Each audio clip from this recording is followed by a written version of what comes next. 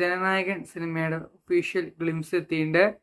അതിന് മുന്നേ happy birthday one and only Thalapathy Vijay. എന്തായാലും നേരത്തെ റിയാക്ഷനിലേക്ക് ഭയങ്കര എക്സൈറ്റഡ് ആണ്.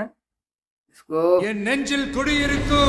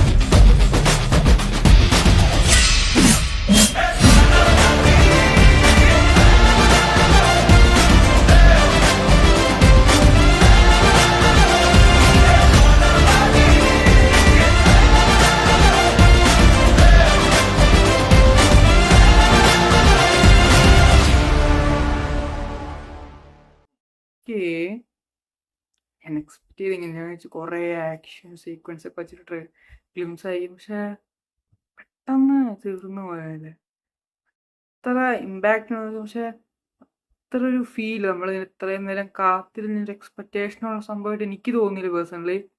എനിക്കറിയില്ല ഇനി എത്ര എക്സ്പെക്ട് ചെയ്തുകൊണ്ടാണെന്ന് തോന്നുന്നു, അത്ര സുഖമായിട്ട് തോന്നിയില്ല. എന്തായാലും വെയിറ്റിംഗ്. ഇതിന് മുന്നേ റൂമേഴ്സ് ഉണ്ടായിരുന്നു പുള്ളി പോലീസ് കഥാപാത്രം അവതരിപ്പിക്കും, പക്ഷെ ഒഫീഷ്യൽ ആയിരുന്നില്ല. എന്തായാലും വെയിറ്റിംഗ്.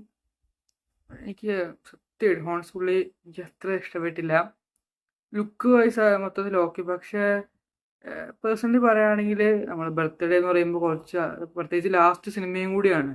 അപ്പോൾ ഗ്ലിംസ് വരുമ്പോൾ എനിക്ക് തോന്നുന്നു ഗോട്ടിൻ്റെ ഗ്ലിംസൊക്കെ അടിപൊളിയായിരുന്നു. അത് അതിനെയൊക്കെ വെച്ച് കമ്പയർ ചെയ്യുമ്പോൾ ഭയങ്കര വീക്കാണ്.